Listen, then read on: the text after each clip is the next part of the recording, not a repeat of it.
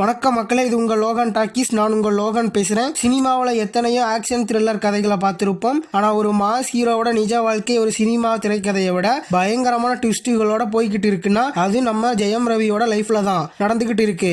இதெல்லாம் ரொம்ப தப்பு சார். இவங்க பண்றதெல்லாம் என்ன சார், அக்கிரமமா இருக்கு சார். இவங்களாம் பண்ற கடந்த 2 வருஷமா எந்த கிசுக்கும் இடம் கொடுக்காம ஃபேமிலி ஆடியன்ஸின் ஃபேவரட் ஹீரோவா இருந்த ஜெயம் ரவி திடீர்னு ஆர்த்தியை விவாகரத்து செய்ய போறதா சொன்னப்போ பலரும் ஷாக்.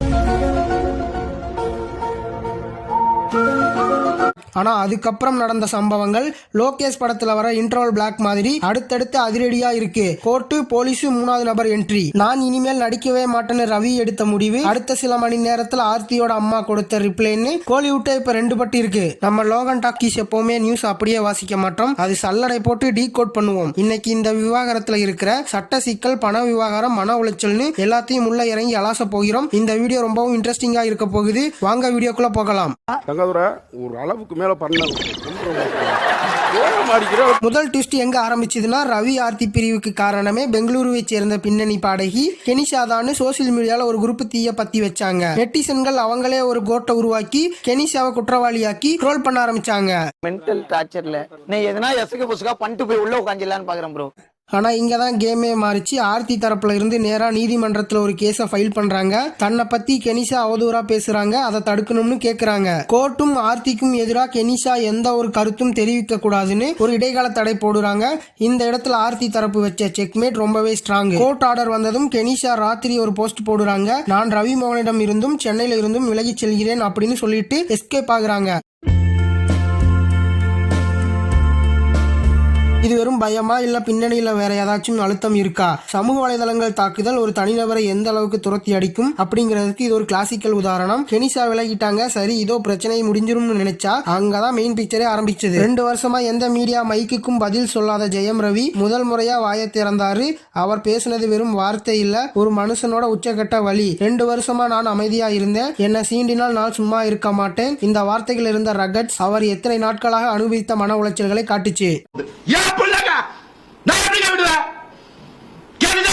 நம்ம லோகன் டாக்கீஸ் குடும்பத்தைச் சேர்ந்த பலருக்கும் மிகப்பெரிய அதிர்ச்சியை கொடுத்தது அவர் எடுத்த முடிவுதான். எனக்கு விவாகரத்து கிடைக்கும் வரை என் படங்கள் திரைக்கு வராது. இந்த அவமானங்களையும் வலிகளையும் என்னால் தாங்க முடியல. சைபர் புல்லிங் நிக்கிற வரைக்கும் நான் மறுபடியும் கேமரா முன்னாடி வரமாட்டேன். நண்பர்களே, முன்னணி ஹீரோ கையில பல கோடி ரூபாய் ப்ராஜெக்ட்ஸ் இருக்கு. இயக்குனர், தயாரிப்பாளர்கள்னு ஒரு பெரிய நெட்வொர்க்கே அவர் நம்பி இருக்கு. அப்படிப்பட்ட ஒரு மாஸ் ஹீரோ நான் கேமராவை விட்டு விலகிறேன்னு சொல்றது சாதாரணமான விஷயம் இல்ல. அவர் எந்த அளவுக்கு உடைஞ்சு போயிருந்தா தன்னோட உயிரான சினிமாவையே வேண்டாம்னு சொல்லுவாரு. இது கோலிவுட்டோட இண்டஸ்ட்ரிக்கே விழுந்த மிகப்பெரிய அடி.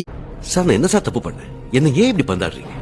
நல்லது செய்ய வந்ததுக்கு இவ்வளவு தண்டனையா? ரவி மோகன் பேட்டி கொடுத்த அந்த சூடு அடங்குறதுக்குள்ளேயே ஆர்த்தியோட அம்மா, ரவியோட மாமியார் சுஜாதா களத்துல இறங்குனாங்க. அவங்க கொடுத்த பேட்டி ஜெயம் ரவி மேல இருந்த பரிதாபத்தை அப்படியே திருப்பி போடுற மாதிரி இருந்துச்சு. சுஜாதா அவர்கள் வச்ச 3 மாசான பயன்ஸ் இதுதான். 1.5 வருஷமா கோர்ட்ல இருக்கிற கேஸ பத்தி ரவி மோகன் மீடியாவில பேசினது தப்புன்னு முதல் அடியே சட்ட ரீதியா வச்சாங்க. நாங்க எந்த தப்பும் பண்ணல, அதனால கேமரா முன்னாடி வந்து நாங்க அழமாட்டோம். அவர் குழந்தைகளை பார்க்க நாங்க அனுமதிக்கலன்னு சொல்றது முழுக்க பொய்ன்னு ரவியோட பேட்டியை அப்படியே மறுத்தாங்க. சுஜாதா அவர்கள் சொன்ன இன்னொரு முக்கியமான வார்த்தை ஜாயிண்ட் அக்கௌண்ட். திருமணமான பிறகு கணவனும் மனைவியும் ஒரு பேங்க் அக்கௌண்ட் வச்சிருக்கிறதுல என்ன தப்புன்னு அவங்க கேட்ட கேள்விதான் இப்போ இணையத்துல மிகப்பெரிய விவாதம். பொதுவா செலிபிரிட்டி விவகாரத்துல எமோஷனலையும் தாண்டி பணம் தான் மிகப்பெரிய ரோல் பிளே பண்ணும். ரவியின் மொத்த சம்பாதியத்தையும் ஆர்த்தி குடும்பத்தின் கட்டுப்பாட்டில் இருந்ததா சில வதந்திகள் வந்தப்போ சுஜாதா அதை ஜாயிண்ட் அக்கௌண்ட்னு சொல்லி நியாயப்படுத்துறாங்க. அப்போ இந்த விவகாரத்துல வெறும் மனஸ்தாபம் இல்ல, பொருளாதார ரீதியான அதிகார போட்டியா? இதை கோர்ட்டு தான் முடிவு பண்ணணும். இந்த மொத்த விவகாரத்தையும் நம்ம லோகன் டாக்கி சார்பா பார்க்கும்போது ஒண்ணுதான் தோணுது. ஒரு பக்கம் கேரியரை விட்டு நிம்மதியை தேடும் ரவி மோகன், இன்னொரு பக்கம் நாங்க எந்த தப்பும் பண்ணலன்னு ஸ்ட்ராங்கா நிற்கும் ஆர்த்தி தரப்பு. நடுவுல என்ன நடக்குதுன்னே தெரியாம மன உளைச்சல இருக்கிறது 2 சின்னஞ்சிறு குழந்தைகள் தான். யார் பக்கம் நியாயம்னு சட்டம் தீர்ப்பு எழுதும். ஆனா சோசியல் மீடியாவில் நாம தீர்ப்பு எழுதுறத நிறுத்தணும். ஒருத்தரோட பர்சனல் வாழ்க்கைய அவங்க அனுமதி இல்லாம விவாதிக்கிறதும் ரோல் பண்றதும் எந்த வகையிலும் நியாயம் கிடையாது. ஜெயம் ரவி சீக்கிரமாவே இந்த மன உளைச்சல இருந்து வெளியே வரணும். வழக்கில் ஒரு நியாயமான தீர்வு கிடைச்சி அவர் மறுபடியும் தன்னோட பழைய மாஸ் ஃபார்ம்ல ஸ்கிரீன்ல என்ட்ரி கொடுக்கணும். அப்படிங்கறதா நம்ம லோகன் டாக்கீஸ் நேயர்களோட ஒட்டுமொத்த ஆசையா இருக்கும் நான் நம்புறேன். மக்களே, நீங்க என்ன நினைக்கிறீங்க? ரவி மோகன் தற்காலிகமாக நடிப்பை விட்டது சரியா? சுஜாதா அவங்க சொன்ன ஜாயிண்ட் அக்கௌண்ட் பாயிண்ட பத்தி உங்க ஒப்பீனியன் என்ன? உங்க கருத்தை கீழே கமெண்ட் பாக்ஸ்ல தட்டி விடுங்க.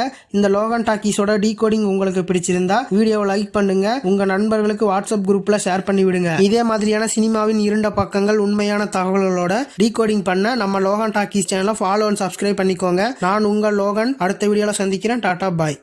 Thank you thank you thank you